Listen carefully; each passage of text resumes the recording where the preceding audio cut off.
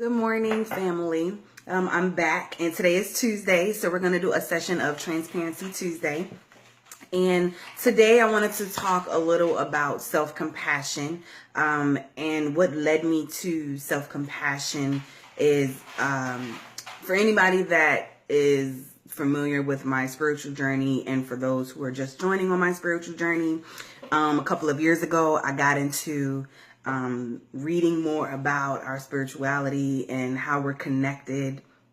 And, I started researching chakras, and chakras are basically, a wheel of energy. It's said to be 7 of them. So it's 7 centers that are connected to our physical, human body, our emotional, psychological, and spiritual, states of who we are, beings. And, the heart chakra is what I've been, researching and reading on for the past couple of months. I, became obsessed with the color green. I'm wearing green now because it represents the heart chakra. Each chakra is represented by a specific color. So green represents the heart chakra. And, as I was reading, it talks about love, it talks about joy, it talks about this innate sense of peace, it talks about forgiveness, it talks about compassion. And another thing that stuck out to me was it talks about self-compassion. And self-compassion is something that we really don't, that's my puppy, he's upset. Self-compassion is something that we, okay, so hopefully he's better.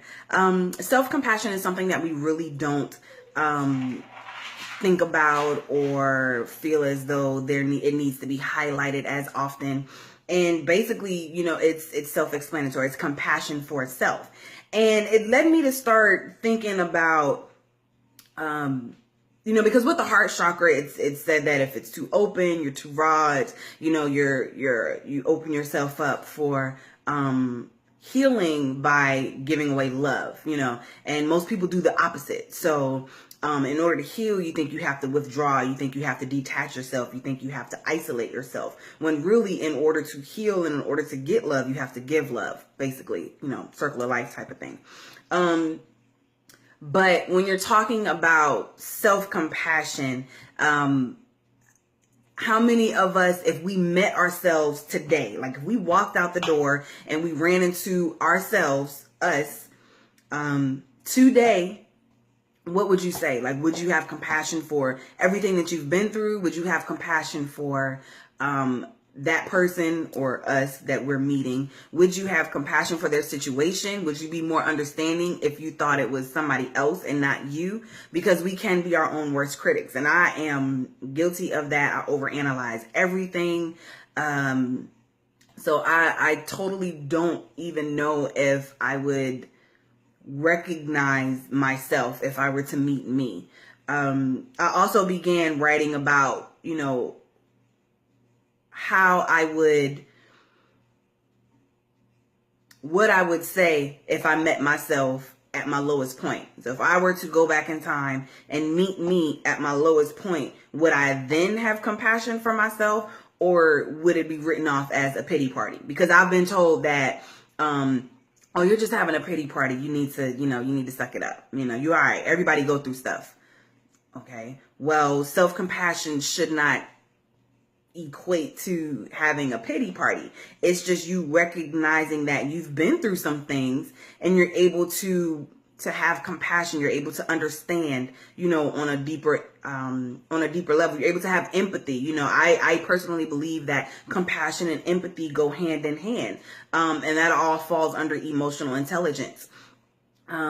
We have what we call compassion fatigue, where you get burnt out and you really don't want to understand what anybody's going through. You don't want to understand what could have caused them to succumb to whatever it is that they have, whether it be an addiction, or a physical illness or a mental illness.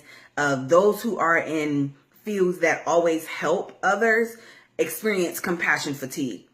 Social workers, nurses, medical aides, counselors, therapists, youth workers, those that work in the street, pastors can experience compassion fatigue. But if you're unable to recognize that that's what it is, that you're burnt out, then doesn't allow for you to help the next person. So I'll give you an example.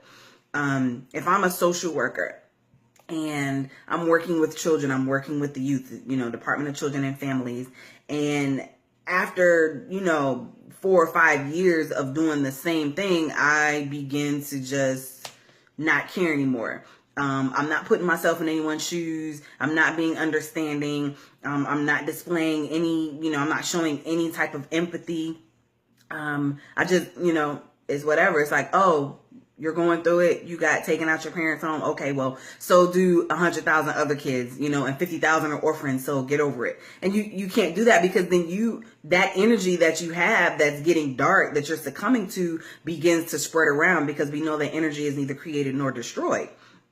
So when we talk about self-compassion, we know that we're able to have compassion for others, but it's very, very, very important that we have compassion for self, that we understand that, my struggle may not seem like a struggle to you, but that doesn't allow you to lessen what my struggle is. I have 1 child and I'm tired, but just because you have 4 doesn't mean you have it any harder than I do. Like, I don't look at it as though your struggle is easier than mine, because then that doesn't allow for us to understand each other as humans. You see what I'm saying? When we are trying to heal, whether it be from romantic hurt or family hurt, or, for those of you who go to church hurt or work hurt, whatever you're trying to heal from, most people isolate themselves, they detach themselves, they break away, they close down. And actually, in order to heal, when you're dealing with your heart chakra, you're supposed to do the opposite. You're supposed to open yourself up. You're supposed to give love to get love. And it's not like, hey, I'm giving this, so, I demand reciprocity.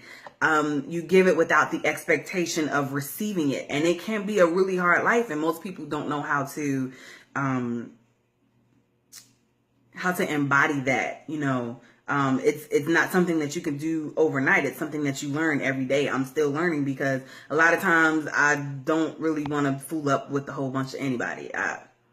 My face get real stink. So, it's a lesson that I'm learning also, but I'm also glad that I stumbled onto the self-compassion bit, because up until then, I was not being very understanding of everything that I had been through up until now. And the fact that I was still breathing, the fact that I was still able to, harness all the negativity and channel it into something positive. The schools, the academic, the degree, the jobs, the employment, the self-employment, the startup, the fall, the rise, the fall again, climbing back up, the ups and downs, the highs and lows. I'm exhausted, but I would be even more understanding if it were somebody else telling me their story. So I am learning to have compassion for myself and not deem it as a pity party. I do think that we all can learn something from looking at ourselves from someone else, like just imagine everything you've gone through, everything you've been through, everything that has happened to you happened to someone else. What would you tell that person? What would you say to them? If they're still trying, they're still going, like, what would you say to them? How would you handle that situation? And it may take you a little while. It's taken me a little while. I'm still learning, like I said, but that was definitely laid on me to talk about self-compassion, because it's something that I did not have or was not aware of. I wasn't aware of the fact that I did not, I didn't fully understand it. I wasn't active with it. But I do urge you to continue to have or seek that innate peace, that equanimity, that joy, because happiness is circumstantial.